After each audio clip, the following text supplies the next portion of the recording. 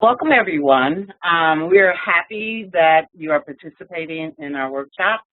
And what the question is, what do teachers need to know about re-engaging students in mathematics classrooms? And so what we intend to do is provide resources to help you as teachers meet the needs of students in your classroom.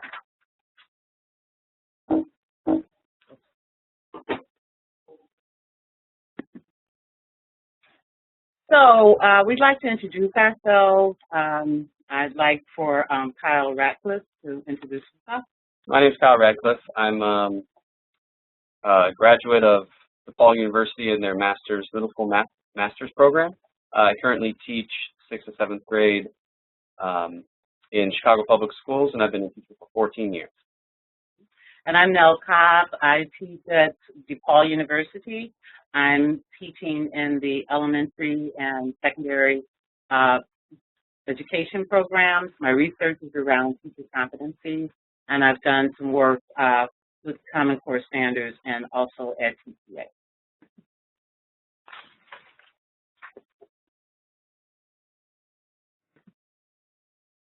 So what are we going to do today? We have two parts in our presentation. The first is to actually discuss Common Core standards and some teaching concerns. So we want you to think about what your concerns are around teaching using Common Core standards. Then we'd like to, in that first part, examine student products using Common Core standards and specifically look at the math progressions to design re-engagement lessons. In our second part, we'd like to analyze formative assessment, re-engagement lessons, which we're using from two parts, out of Inside Mathematics and also from Kyle's classroom.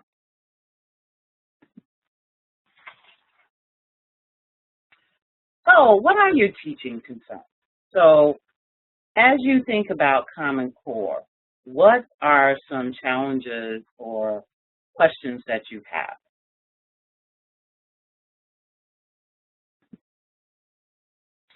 In some cases, teachers would say, how could teachers address students' lack of content knowledge required for grade level standard?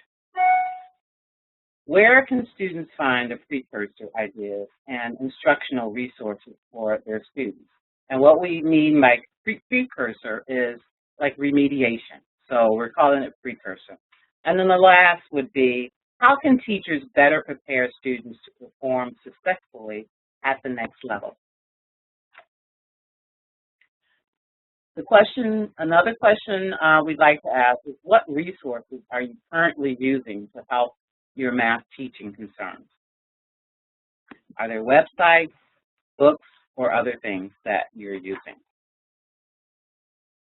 So one good resource is the math progressions. These are standards which evolve from each other.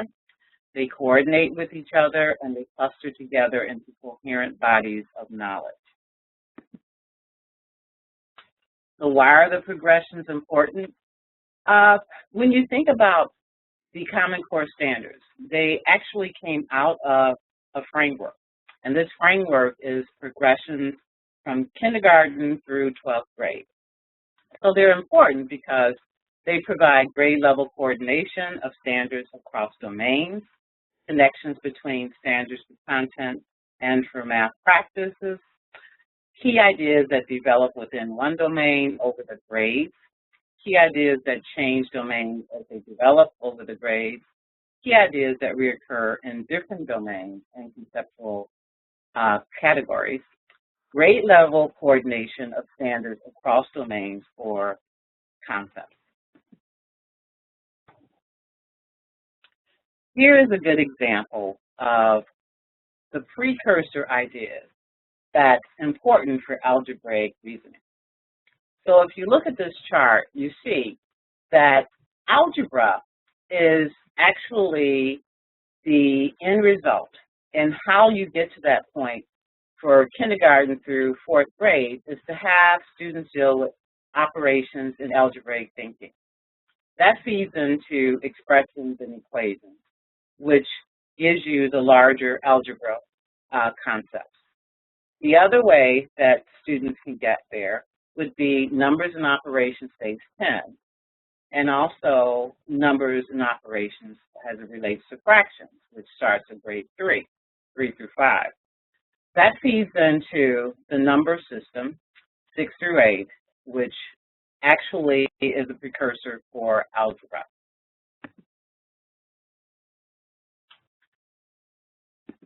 The samples that we want to use would be focused on equal parts. And for student A through D, that's what you should look at. And notice what's happening with student A.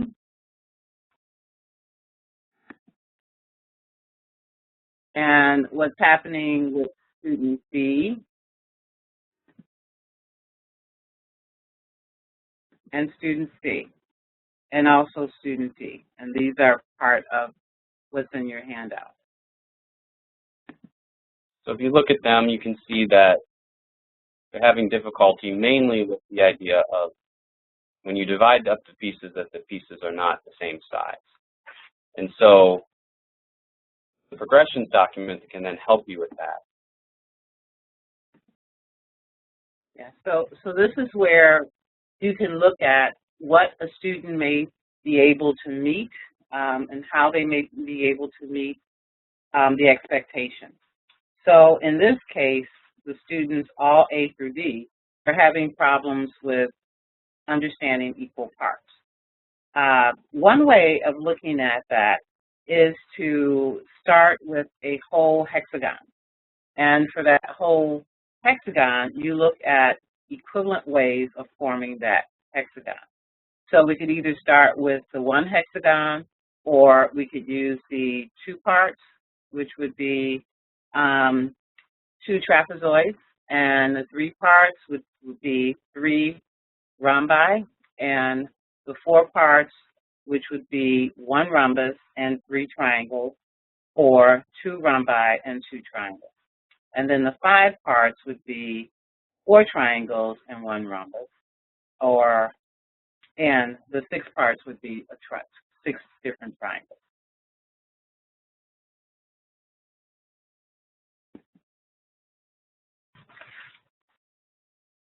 Okay, so then we also want to look at kind of focusing on the area model. And you're going to see in your packet, there's 2 students, student A and student B. And so the first problem had them fill cupcakes so that it fills half a pan. And then the second problem says to fill cupcakes to fill 1/4 of the pan. And so as you can see from student A, they really didn't change their answers. And then student B also had the same amount, although the way that they put the cupcakes in there changed. And so again, if you then go back to the progressions documents, you can find where a student who can't meet this expectation will not then be able to continue on. So it helps you, the progressions document helps you know kind of where you can go back and what you need to make sure you hit in order to move on. So in this diagram, you need to understand that the fraction is 1 over part B as the quantity formed by one part when a whole is partitioned into B equal parts. And so in the diagram, they have 1 out of 4 shaded in each of the squares. So then in the 3 squares on the right, 1 out of 4 is shaded even though it's not easily seen. And so that representation is something that the students you saw in the packet, those students had difficulty with. So they can't meet that expectation if they don't also understand kind of specifying the whole and then explaining what is meant by equal parts. Yeah, and so you have 2 different ways of thinking here. So you have the measurement where you're actually partitioning into subdivisions with the same length. and also area, which is being shown by these models. Okay, and then our third kind of packet of samples is for 5th grade, and you have student products A through H. And in these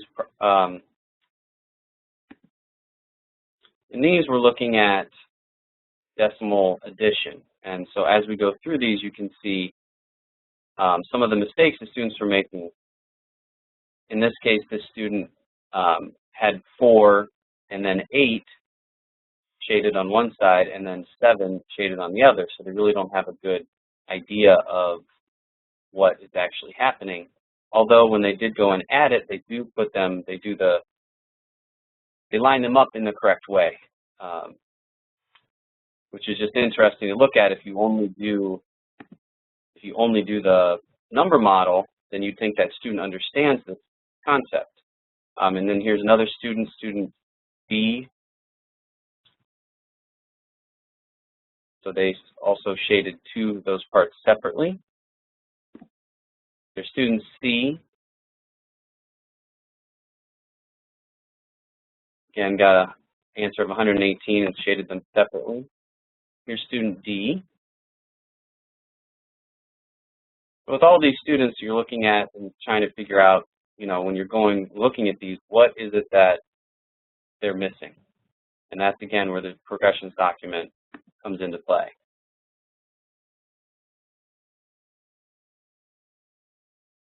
And in some cases, they have the correct answer, but they're not able to show that answer either with a picture or their explanation. And so you could show that they actually got the right answer for 7 census graded and 4,800. And in some cases, I think it was only 2, they were only able to show it properly on the grid. And then in terms of the correct answer, about 3 of them were able to get the correct answer. So then a student who can't meet that expectation probably won't be able to meet other expectations in terms of decimal notation and just the structure of the base 10 system and understanding it.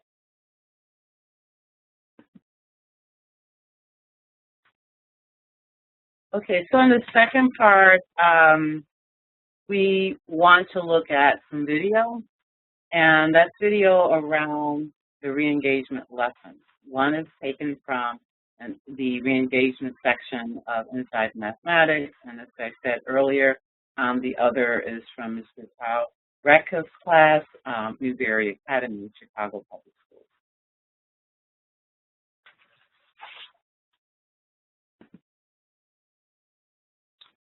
Okay, so we're going to just briefly talk here about what the difference between what reteaching is and what re-engagement is.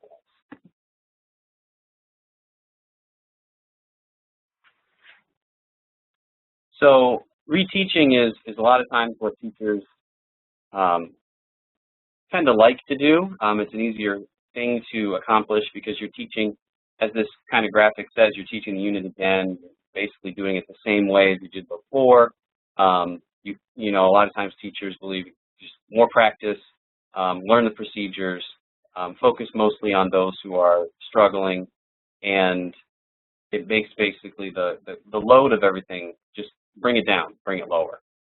Whereas the difference between that and what we want to focus on is re-engagement, which is you look at student thinking, you address the conceptual understanding or misunderstanding, and then you look at it from different perspectives. So you actually use student work, and then you use student discussion, and you try to engage the whole class in helping bring everybody to a greater understanding of whatever the concept is that you're trying to get them to understand.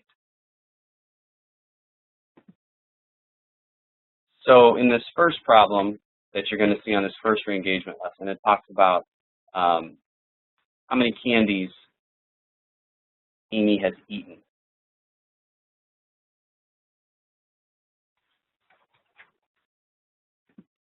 Okay, and I'd like for you to look at this video and also think about the Common Core mathematical practices as you observe the video. And that handout is there. It's actually taken from the Common Core Look Fors. That's an app for Apple iPads and also phones.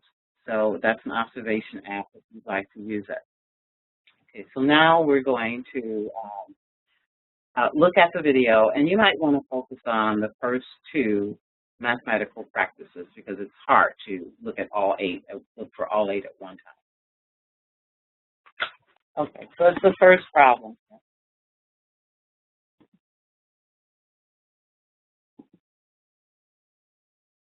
Okay. All right, let's jump right in. We're going to look at the first problem that was on that candy assessment. This is Amy's candy box. And what it told you on the assessment was that Amy ate 6 of the candies. And it asked the question, what fraction of the candies has Amy eaten? You remember that one? Okay. And a lot of you gave us this response. Okay. I want you to think about this 6/9. I want you to think about the 6 right here and tell me, or just think about where you see the 6 in the drawing. Right? Just think, no hands yet. Just think about it. Just private think time. Okay, where do you see the 6 in that illustration?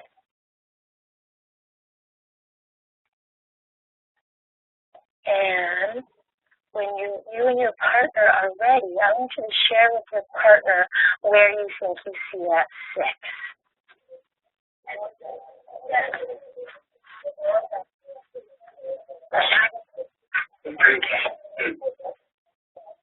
Okay.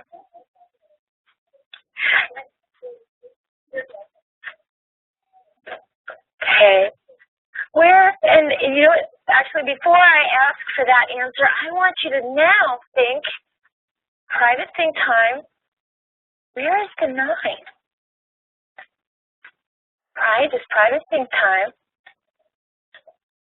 And when you and your partner are ready, go ahead and share that.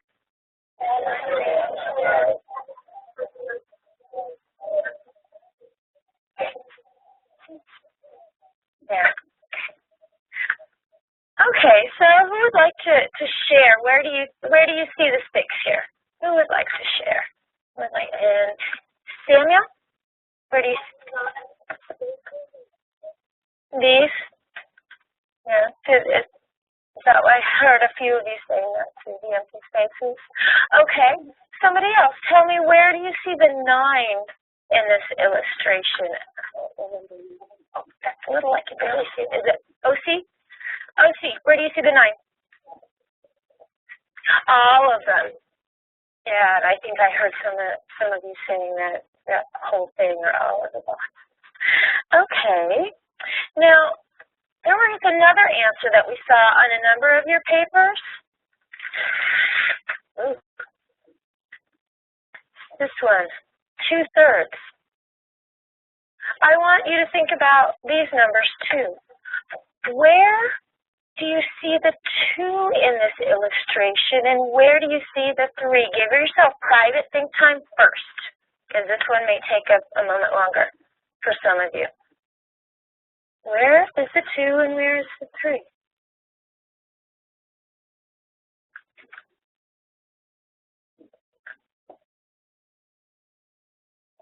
Okay.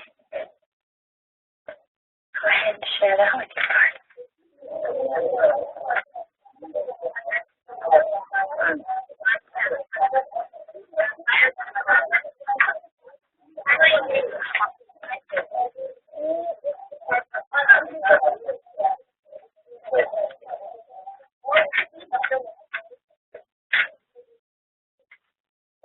Okay. So what do you think about this? Who wants to tell me what you think? And you wrote your name so small I can't see it. What's your name? Claire? Claire? In simplest form, you mean related to this fraction? Yeah, okay. So are these equivalent fractions? Okay. So how do we relate this back to the illustration? How do we see that here?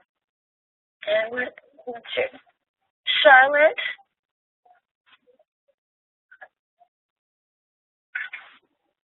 One, two, three columns, and what? And is that? Are you telling me that's the three? Okay. And two are the columns that she's eaten. Can somebody else explain that to me? Because I don't think everybody heard Charlotte. I don't think everybody heard Charlotte's voice. Can somebody else tell me what she was thinking? Did anybody else? Okay. So let's think about the mathematical practices we were able to see at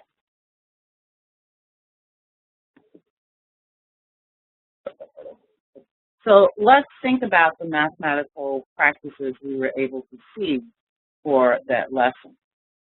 So when you look at the sheet, the coding sheet, then you see mathematical practice number 1 is making sense of problems.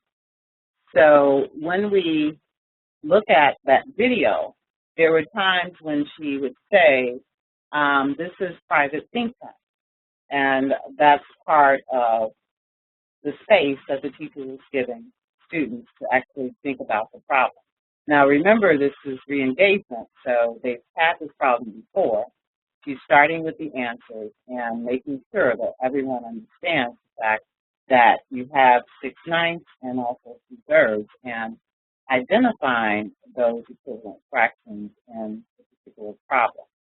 So when you look at your coding sheet, you might want to look at standard number 1, possibly mathematical practice number 3, and also for number 3, again, share with your partner. So they're actually providing their rationale for the problem and listening and critiquing the understanding of others.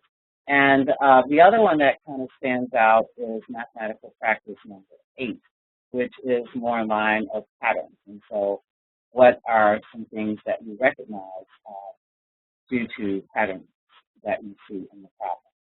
So again, those are 3 possibilities: mathematical practice 1, 3, and 8. Then you find more. Okay, so now we're going to look at actually my own classroom. And so, okay, so now we're going to look at my own classroom. We're going to look at a problem that has to do with histograms and bar graphs. My students we were going through a unit on different ways of displaying statistics and data, and so we were going through that, and so I gave a lesson on trying to determine what is a histogram, because my students were really struggling with this idea of what histogram is, the bar graph, and so the results that I got from that lesson and then the assessment from that lesson, the exit slip, showed me that we just weren't really getting it. And so I decided that we needed to do a re-engagement lesson that's focused on that. And so for this re-engagement lesson, I really focused on critiquing and listening to the reasoning of others. And so what you'll see is some students and their discussion built around a couple different things based off of the problem. The problem is basically had to do with a father who wanted to go to a store to cut some wood for a project that he was doing, and he got boards that were a couple different sizes, even though they were all supposed to be the same size. And so the students had a histogram that they were supposed to be looking at, and then the histogram they were supposed to draw, and so they had some trouble with that. And so that's what this re-engagement lesson, how it came about and where it's from. And so we're going to pull up that video, and you can see that.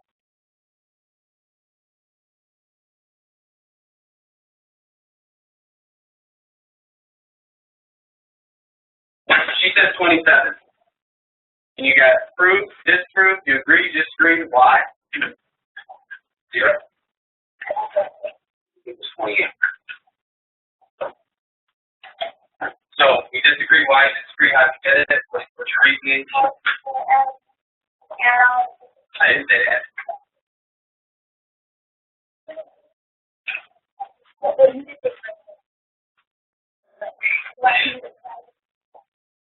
So just talk about what you did. How'd you get it? How'd you get 27 out of 28? 0. How did you get 28? You added the frequency side. Okay? So 0 says 28. Olga says 27. So this brings us to that word frequency. Okay? That might have been kind of a not a familiar word for you. Frequency does mean the number of pieces of wood that are within those ranges. Right? So that word frequency might have thrown you, but that's actually how many pieces of wood the dad or the father took home. Okay?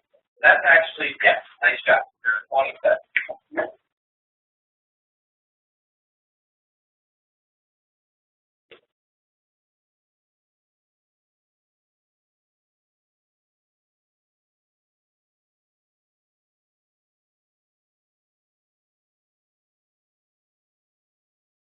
Couple different things, okay?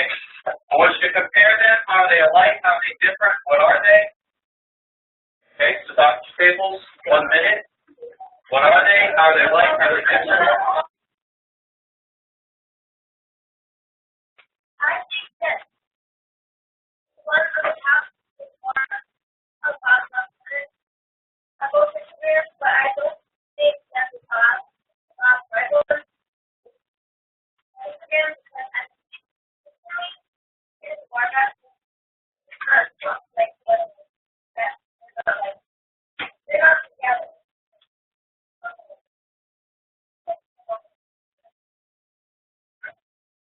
So because let's not forget. Bars aren't together. Like these. You take that represents bar.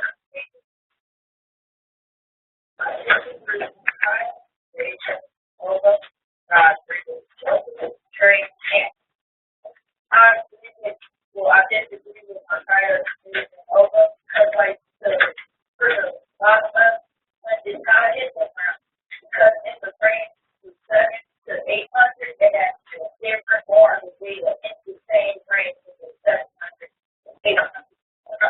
And I went to this because it shows the range of so and the third one is the bar graph because like you have all the different numbers with the data. Just the data that more for that. Okay. Gotcha. I agree with I can take a couple.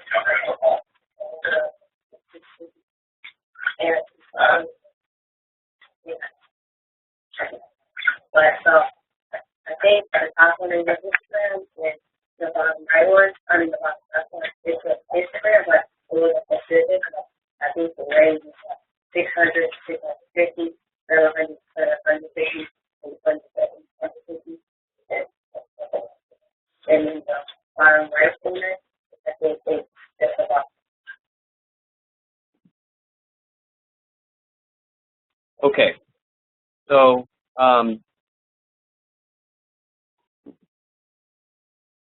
okay. So the parts of that you saw, so we edited out just for time's sake, but you know, the first one was a discussion about are the students really getting where they're getting the total number of pieces of wood, and so there was some discussion around that. And then after that, it went to small group time, and during re-engagement, I really think it's important, and you saw in the first video as well, that time for students to think, especially in a small group time, so that they can share and get out their ideas, especially those students who aren't as willing to share sometimes in the whole group. This gives them the opportunity to share in a small group. And so it's a safer place for them to share and gives them a chance to participate.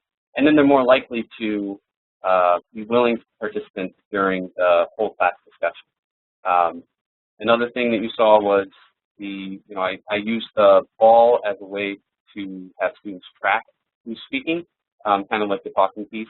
And that's really helped the students this year keep track of who's speaking and who's had it, especially just the movement and paying attention to that is helpful. And then finally, the real focus of the engagement was just getting the students to be able to build off of and critique the reasoning of other students. So not only giving what they think, but also saying they agree or disagree with other students. And that's one of the things that I really think the Mathematical Practice 3 really is trying to push, in that they're not just sharing their own ideas, but they're taking others' ideas and building off of them. So the students increased. Then when I gave them another assessment after this, there were 14 students that were able to do the actual drawing of the histogram, whereas before this, that number was only 6. And so it increased, but we still have more work to do. But I feel like overall it was a good lesson. So I agree. I was able to actually see that lesson, and the math practice number 3 is so evident. That's something that we look at, and it wasn't. It's something that you could unsee that those students had worked on, and they were really listening to each other, trying to think about, okay, so am I thinking the same way? And so that is part of the engagement, where even though you're not focusing on all incorrect answers, some people might be thinking a certain way, but they're actually getting those thinking differences out and having them agree or disagree.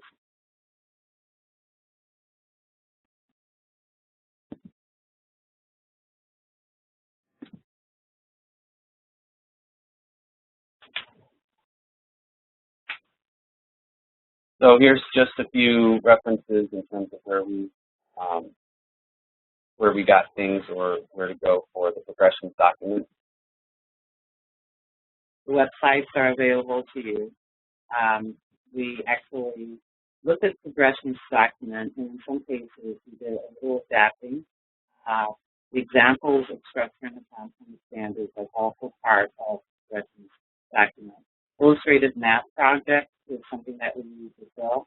And we got the re-engagement, the first re-engagement video inside Mathematics. And here are just a few additional websites where I got some of the information for my lesson. The Engage New York site has some problems there. That's where I got the original histogram problem with a few adjustments, and then where some of the graphs came from.